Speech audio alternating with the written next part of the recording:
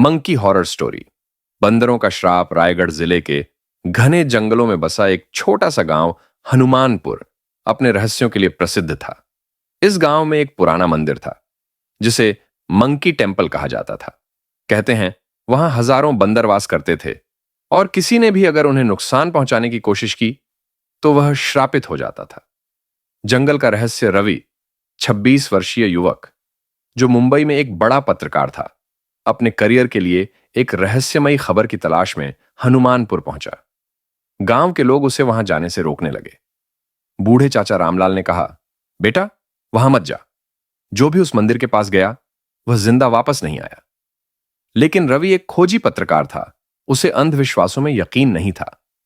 वह जंगल की ओर बढ़ा और कुछ ही देर में मंदिर के पास पहुंच गया। मंदिर टूटा फूटा था लेकिन वहां चारों ओर बंदर ही बंदर थे। अचानक एक अजीब सी आवाज आई, जैसे कोई रो रहा हो। बंदरों का हमला। रवि ने कैमरा ऑन किया और मंदिर के अंदर जाने लगा। तभी सैकड़ों बंदर पागलों की तरह उसके ऊपर कूद पड़े। वे उसे नोचने लगे, काटने लगे। रवि दर्द से चीख उठा।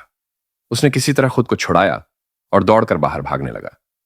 लेकिन जैसे ही उसने मंदिर की सीढ़ियों से पैर बाहर रखा, अचानक उसकी आंखों के सामने अंधेरा छा गया। जब वह होश में आया तो खुद को गांव के एक झोपड़ी में पाया। उसके शरीर पर गहरे घाव थे। गांव के लोग उसके चारों ओर खड़े थे। बूढ़े चाचा रामलाल बोले, बेटा तुम बच तो गए लेकिन अब तुम श्रापित हो चुके हो। श्राप की सच्चाई रवि को कुछ समझ नहीं आ रहा था। उसने कांपते हुए पूछा, कैसा श्राप? रामलाल ने गहरी सांस ली और बोले, इस मंदिर के पीछे एक खौफनाक कहानी है। वर्षों पहले एक तांत्रिक ने यहां पर तांत्रिक विद्या का प्रयोग किया था, लेकिन हनुमान भक्तों ने उसे रोक दिया।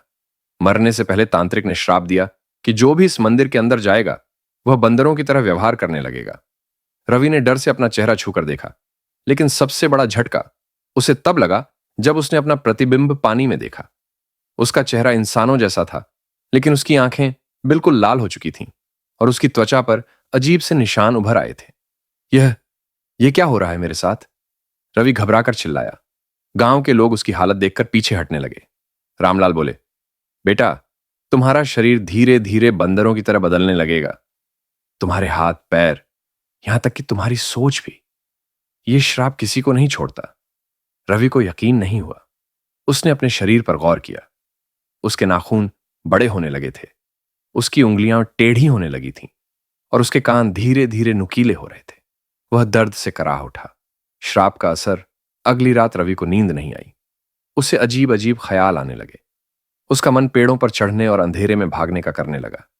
उसका शरीर हल्का महसूस हो रहा था और उसकी सुनने व सूंघने की शक्ति पहले से कई गुना बढ़ गई थी। गांव वालों ने उसे अलग थलग कर दिया। कोई उससे बात नहीं कर रहा था। अब उसके अंदर एक अजीब सी बेचैनी थी। उसने खुद को आईने में देखा। उसकी पीठ झुकने लगी थी और उसके दांत पहले से बड़े और नुकीले हो चुके थे। अब वह गांव में नहीं रह सकता था। उसे लग रहा था कि कोई उसे बुला रहा है, मंदिर के पास से। नहीं, मैं यह नहीं बनने दूंगा। रवि ने खुद को रोकने की कोशिश की, लेकिन उसकी टांगें खुद ब खुद जंगल की ओर बढ़ने लगीं। अंतिम फैसला। गांव वालों ने देखा कि रवि मंदिर की ओर भाग रहा है। चाचा रामलाल और कुछ लोगों ने उसे रोकने की कोशिश की, लेकिन वह बेहद तेज हो चुका था। वह सीधे मंदिर के अंदर घुस गया और फिर एक जोरदार चीख जंगल में गूंज उठी। गांव वाले दौड़कर मंदिर तक पहुंचे, लेकिन वहां कोई नहीं था। सिर्फ मंदिर के पत्थरों पर खून के छींटे थे और कुछ बाल बिखरे पड़े थे। उसके बाद से गांव के लोग कहते हैं कि जब भी रात होती है मंदिर के पास एक साया दिखता है।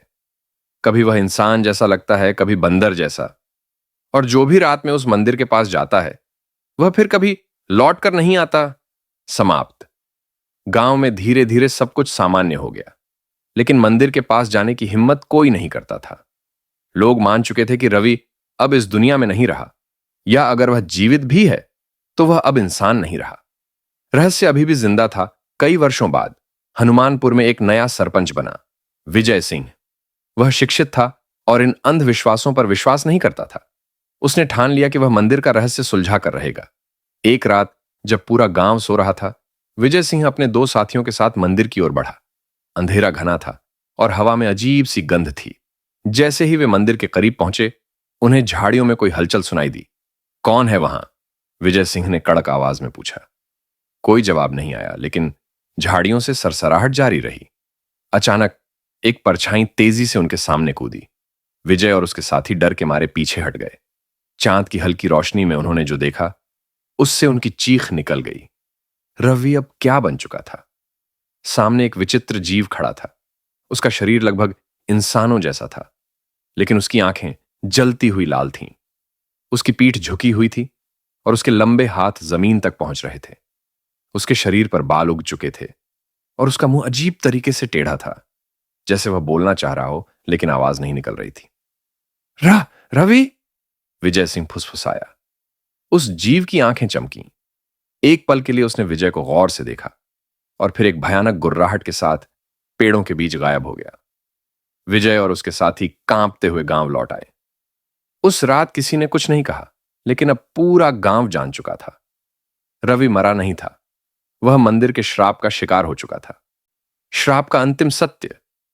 हनुमानपुर के लोग अब भी मंदिर के आसपास जाने से कतराते थे, लेकिन आर्यन के मन में अब भी सवाल थे। क्या वाकई रवि पूरी तरह श्रापित हो चुका था? क्या उसे बचाया नहीं जा सकता था? वह गांव के सबसे बुजुर्ग आदमी बाबा त्रिलोचन के पास गया, जो सदियों पुराने ग्रंथों और तंत्र मंत्र के ज्ञानी थे। श्राप को मिटाने का उपाय बाबा त्रिलोचन ने गहरी सांस ली और बोले, हर श्राप को मिटाने का कोई ना कोई उपाय होता है, लेकिन यह आसान नहीं होगा। रवि को वापस इंसान बनाने के लिए हमें उसी जगह पर एक विशेष यज्ञ करना होगा जहां यह श्राप लगा था। लेकिन क्या बाबा? आर्यन बेचैन था। यज्ञ करने के लिए हमें उसे मंदिर के अंदर बुलाना होगा, और अगर यज्ञ अधूरा रह गया तो श्राप और भी भयानक हो सकता है। तब वह पूरी तरह से राक्षस बन जाएगा, बिना किसी इंसानी सोच के। आर्यन ने ठान लिया कि वह यह जोखिम उठाएगा। अगली पूर्णिमा की रात आर्यन, अंकित, निखिल और गांव के कुछ बुजुर्ग मंदिर के पास पहुंचे। बाबा त्रिलोचन ने यज्ञ की वेदी तैयार की और मंत्रों का उच्चारण शुरू किया। जैसे ही मंत्रों की गूंज जंगल में फैलने लगी, हवा भारी होने लगी, पेड़ झूमने लगे और अंधेरे में दो चमकती हुई लाल आंखें दिखाई दीं। रवि, वह पेड़ों के बीच से निकलकर मंदिर की ओर बढ़ा। उसकी चाल डरावनी थी, ना आधी इंसान ना आधी पशु। उसने जैसे ही मंदिर के अंदर कदम रखा, जमीन कांप उठी। बाबा त्रिलोचन ने जोर से चिल्लाया, श्राप हटाने का यह आखिरी मौका है, कोई पीछे मत हटना। रवि का संघर्ष जैसे ही यज्ञ की अग्नि जलने लगी, रवि ने जोर से चीख मारी।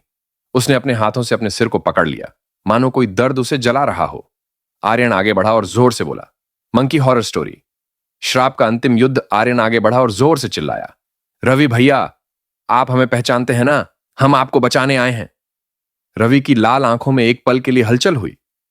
वह कांपने लगा, लेकिन तभी उसका शरीर फिर से झटका खाने लगा। उसने जोर से गुर्राहट भरी और उसके पंजे और भी बड़े हो गए। श्राप का पलटवार यज्ञ की अग्नि भड़क उठी। बाबा त्रिलोचन ने मंत्रों की गूंज को तेज किया, लेकिन रवि अब और अधिक आक्रामक हो गया था। वह जमीन पर घुटनों के बल गिरा और जोर से चीखते हुए अपने सिर को पीटने लगा। आर्यन और उसके दोस्त पीछे हट गए।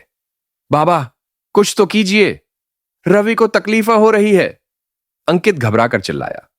बाबा त्रिलोचन की आंखें गंभीर हो गईं। श्राप हट रहा है, लेकिन यह एक कठिन प्रक्रिया है। अगर वह इसे सह नहीं सका तो उसकी आत्मा मुक्त नहीं होगी, वह एक राक्षस बन जाएगा।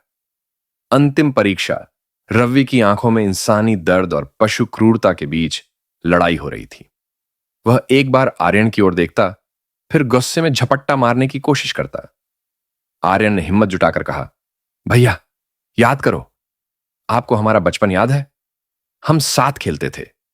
आप हमेशा हमें जंगल में बंदरों के साथ खेलने से मना करते थे, कहते थे कि हमें इंसान बने रहना चाहिए।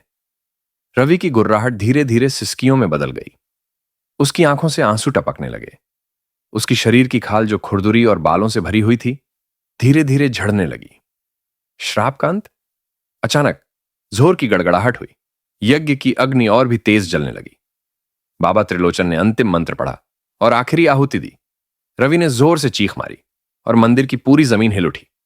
एक तेज रोशनी फैली और फिर सब कुछ शांत हो गया। क्या रवि बच गया? आर्यन और बाकी सबने आंखें खोली। मंदिर में धुआं फैला हुआ था। जमीन पर कोई पड़ा था, एक इंसान। रवि भैया! आर्यन दौड़ कर गया। वह पूरी तरह से इंसान था। उसका शरीर कांप रहा था, लेकिन उसकी आंखों में अब लाल रंग की जगह सिर्फ आंसू थे। आर्यन, रवि ने धीरे से कहा। बाबा त्रिलोचन ने गहरी सांस ली। श्राप टूट चुका है। एक नई सुबह गांव में यह खबर जंगल में आग की तरह फैल गई। हनुमानपुर का श्राप समाप्त हो चुका था। लोग अब मंदिर जाने से डरते नहीं थे, लेकिन रवि के मन में अब भी एक डर था। अगर कभी वह श्राप लौट आया तो? बाबा त्रिलोचन मुस्कुराए और बोले, श्राप केवल तब तक हावी होता है जब इंसान अपनी इंसानियत भूल जाता है। रवि ने आसमान की ओर देखा। वह जानता था अब वह नया जीवन शुरू करेगा। और हनुमानपुर अब फिर से एक सामान्य गांव बन चुका था, समाप्त। लेकिन क्या यह सच में समाप्त हो चुका था? रवि ठीक तो हो गया था, लेकिन उसके मन में कुछ अजीब सा डर अभी भी बाकी था। वह रात में अक्सर अजीब सपने देखने लगा। एक जंगल, लाल आंखें और किसी के कानों में फुसफुसाती हुई आवाज, तुम बच नहीं सकते। हनुमानपुर के लोग अब मंदिर आने लगे थे। हर कोई मान चुका था कि श्राप टूट चुका है, लेकिन रवि की बेचैनी बढ़ती जा रही थी। रात का डरावना सच, एक रात रवि अपने कमरे में सो रहा था। आधी रात के समय उसकी नींद खुली। उसे लगा जैसे कोई दरवाजे के पास खड़ा है। आर्यन, तुम हो? कोई जवाब नहीं आया। वह धीरे धीरे उठकर दरवाजे तक गया, और जैसे ही उसने दरवाजा खोला, सामने आईने में वही लाल आंखें चमक रही थीं। रवि की सांसें रुक गईं। उसके हाथ कांपने लगे। वह जोर से चिल्लाने ही वाला था कि पीछे से किसी ने उसका कंधा पकड़ लिया। भैया! आर्यन खड़ा था, लेकिन रवि अब भी कांप रहा था। क्या हुआ? रवि ने कांपते हुए आईने की तरफ इशारा किया, लेकिन अब वहां कुछ नहीं था। आर्यन चिंतित था। भैया, आप अब भी डर रहे हो? बाबा त्रिलोचन ने कहा था कि श्राप टूट चुका है। रवि ने गहरी सांस ली। हां, शायद मैं ही डर रहा हूं, लेकिन हकीकत कुछ और थी। अगली सुबह जंगल का बुलावा सुबह होते ही रवि मंदिर गया। बाबा त्रिलोचन वहां पहले से मौजूद थे। बाबा, मुझे कुछ ठीक नहीं लग रहा। मुझे ऐसा लग रहा है जैसे को